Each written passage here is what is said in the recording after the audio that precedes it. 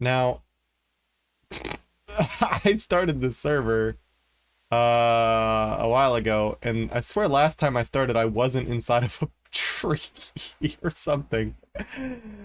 Um, so let's make our dude hardy beard.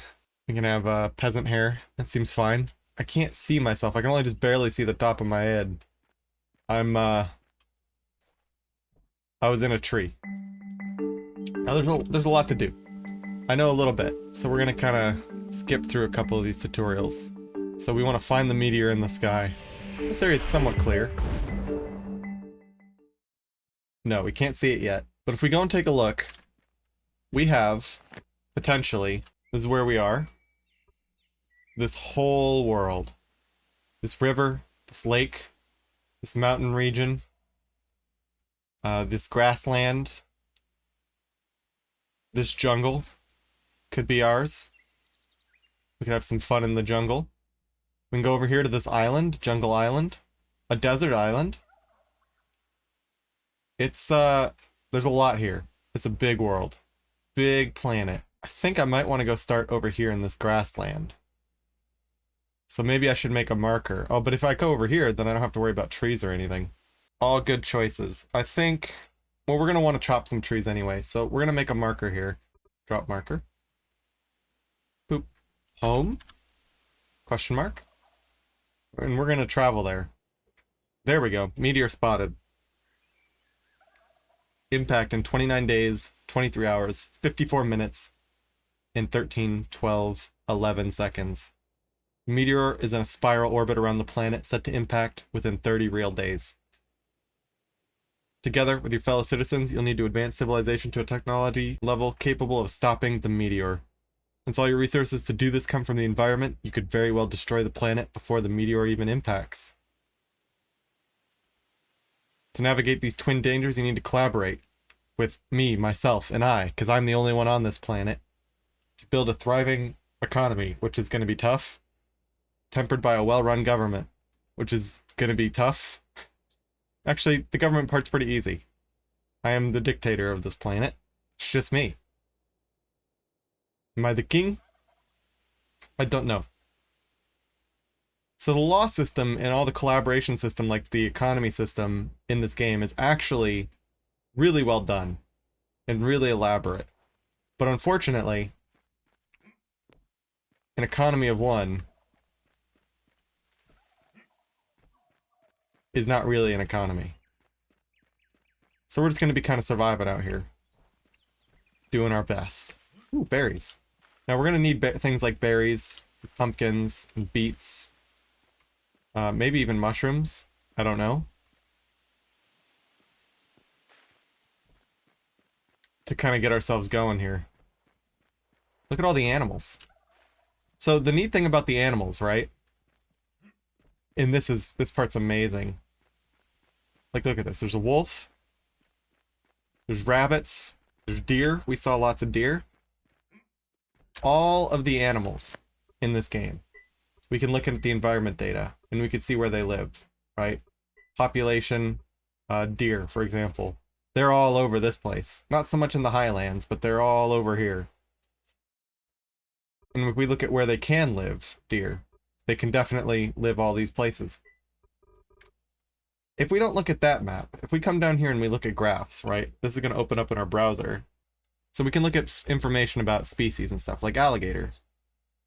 Currently, there's 26 alligator, right? That's pretty interesting. Bison.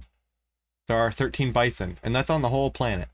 So if we go and we look at, like, the map layer, and we want to look at, I think bison is probably a good one.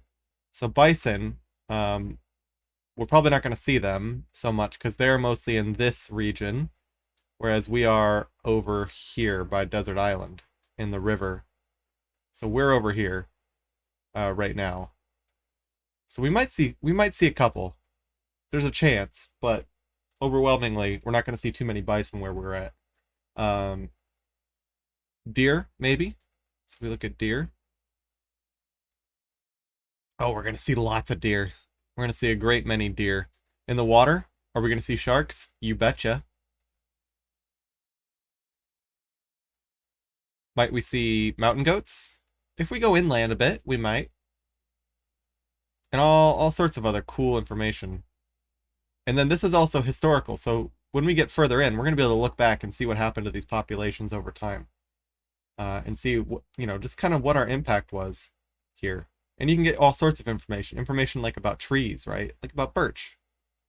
There's 464 birch. There's, 487 cedar. For now, let's just travel to our home. There's a shork. There's an otter. There's plants under the water. Beautiful. We've got a fox. More pumpkin. More beets. I haven't gotten any beet seeds, have I? I might need some. I've gotten beets, but I don't think I've gotten beet seeds.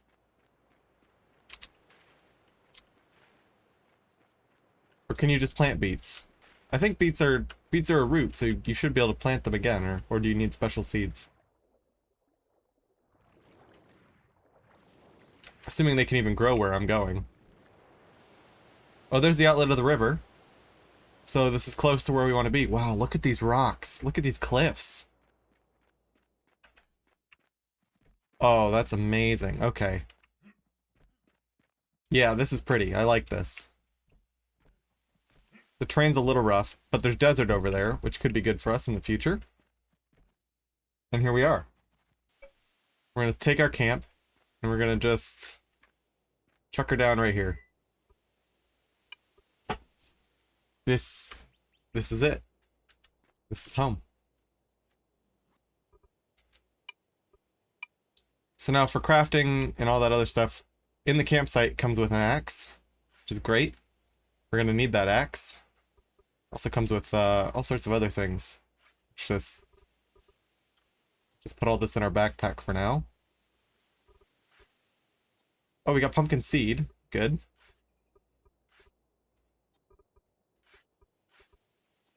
Beet greens and beets.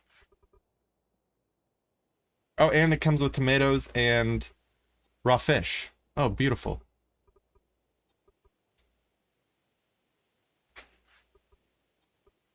Yeah, so let's get this all in here. Hammer, pickaxe maybe, hammer, shovel, torch. Might need a torch. I don't think we're gonna need the land claim tool. But we can go and we can chop our first tree. Now this is going to make an impact on the world, in that it's going to reduce the amount of CO2 harvested by plants. However, I think with just one tree, and we're not exactly in the industrial area yet or anything, I think we'll make it. I think we'll be okay. Just got to clean up a little bit. When trees fall, they go and they trample the ground, and they make it so, if there's any small plants there, they're killed when the tree falls on top of them. And now I'm too hungry to work. See, this is where the tomatoes come in. I'm gonna eat a tomato. Could eat raw fish. See, this is gonna provide me different nutrients as well as calories. Calories are good because you can work with them, but also it provides me with protein and fat. This one provides me with carbs, protein, and vitamins. Together, those are gonna form my nutrition, right? And if I want to skill up quicker, I need to keep my nutrition both high in quality, but also balanced. So you can see that there's a balance multiplier of 1.2. So with that multiplier, I think can go up to 2.0 if you get this perfectly balanced. So it's kind of out of whack. I got a lot of protein, not a lot of carbs, pretty much no vitamins. I could eat some berries. That'll help with the vitamins, right? Helps a little bit. Helps a lot with the vitamins, but now I have no fat. And unfortunately, the fish doesn't really provide. It does a little bit, but not much. So with this stuff in our stockpile, everything that you harvest pretty much actually has to go somewhere. There's no, like, trash bin. If you leave stuff out, it doesn't even get destroyed. Organic stuff will break down and turn into compost if you leave it outside. So you can't even so much destroy stuff in that sense either. We're also going to need a campfire, so we need some rock. This guy might be our friend. There you go. Oh, not enough space in the destination inventory. That's fine. We need, I think it said 6 rocks. So we'll just come over here and pick up more rocks. Alright, then we can make a campfire. And if we don't have room in the stockpile here, we can just go and place them down on the ground. That'll work. Then we can pick them up later when we feel ready. Here's our workbench. Let's get our rice and tree seeds and our fiddlehead in our inventory here. There you go, so we got a nice little workbench as well, which we can use to make all sorts of things. So crafting in this game isn't exactly like Minecraft. You can get the resources from any connected storage piles, which is any inventory that's close enough to the workbench, or whatever the crafting building you're in is near. So if these are near enough, then we can craft from them. However, you also craft, it costs you labor in the form of calories, right? So this is labor, generic labor. Costs 40, 35, 100, and those cost calories, right? So we can go and we can take hewn logs, and we can make hewn log. It costs 1 wood. So 1 wood plank is going to make us 1 hewn log. I could bump this up and I could make more, and we probably want more, so let's get like 30 of them. It's probably a pretty good choice. Because that'll help us to start making a house. Now, we didn't actually have enough calories to do that. See, it costs us our calories to go and make that, and we only put in enough labor for, well, I'm not quite sure. It's 20 labor each. So we put in most of the labor, but we're short by 132 labor here. So if we go and we eat up a little bit of food, like this pumpkin, say, we can go and then perform the rest of it. Work. And we can make some room in the stockpile for it as well. Probably a good choice. So we're gonna just let that one work away. It's gonna take, it says, 2 minutes to finish the whole lot. So while that's working, let's just take a look around. That tree that I just cut right now was cedar. So, you know, if we keep cutting down cedar trees, we're gonna expect to see the population of cedar drop. Somewhat. In other places it will grow. The forest will grow thicker and stronger, but out here, we're gonna see the population probably go down as a result of our actions here. So if we take our hammer, we actually can build walls and floor and windows and roofs and stairs and ladders and pillars and all sorts of all that good stuff. Now, it could be kind of neat to have like a beach house maybe, you know, where we're down low and we kind of just like right on the water. Could be kind of cool up here to have like a larger house, but the terrain is kind of uneven, so we're going to want to make some room here. Maybe we look around, and maybe this isn't even the best spot to be. Uh-oh, I ran out of space. Can I get a stockpile, just a regular one, please?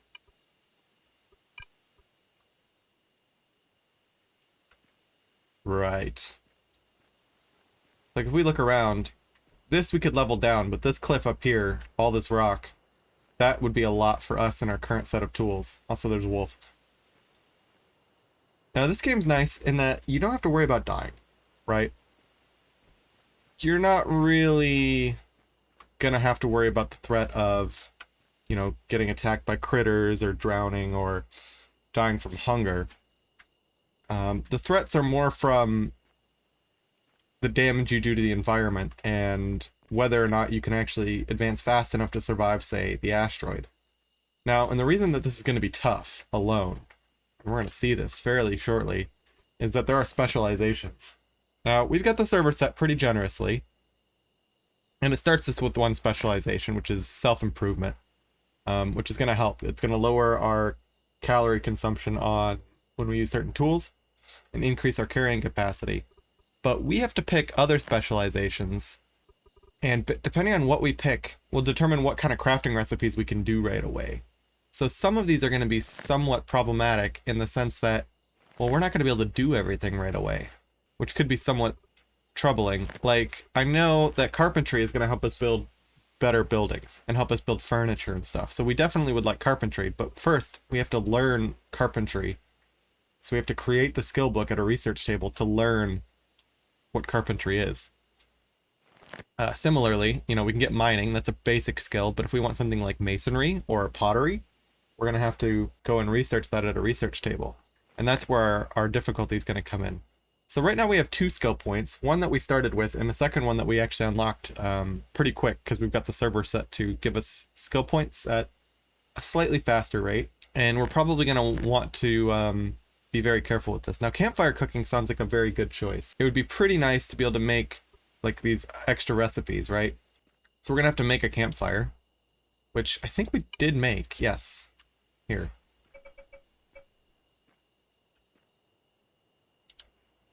So this is going to require some fuel. So we have to give it fuel in the form of probably any kind of log or wood. So I'm going to use actually this hewn log, which is probably a waste, but here we go. And then we could do all sorts of things, like we could boil our rice. That could be pretty neat. And that makes it better. That improves it. So rice, by default, is 7 carbs, 1 protein. This is 9 carbs, 2 protein, 1 vitamin by boiling it. So that's an improvement. Likewise, if we get any kind of medium animal carcass, small, tiny, if we get a buffalo, we get different fish or jellyfish or sardines. We can go and we can use that to cook them up into campfire cooked food. Could be pretty neat. Here's the recipes that require campfire cooking specifically. Bannock, which is 14 carbs. That's a lot of carbs. 3 protein, 7 fat. Campfire roast, right? This will give us a roast and it'll give us tallow, which is pretty good. And then for that you need to have a raw roast, which can be done with butchery. So many skills working together is what you need to start making like even better and better foods. Why do you want to make better foods? Well, for starters, so you can get more calories, but also because if you look at this nutrition that we're getting is giving us an XP multiplier. That'll cause us to get more XP in all of our skills, both the skills that we take and our primary skill, which is character XP. Now it's this one, this character XP, which helps us go and get our specialties. So if we look at it, we're going to get in 59 minutes, we could get another character level, another specialty for our 3rd specialty. So actually, it might not be a terrible idea to take, say, maybe logging or mining or hunting or any of these lovely, lovely choices, because that'll make us more efficient in doing them. But we have to be careful because there's only so many specialties we're going to be able to get before the meteor comes. Or at least we will gain them at a certain rate. Now we can improve that rate by eating better food and having a better house together. If we do both those things, we can get there. It's going to be difficult, but I reckon we can do it.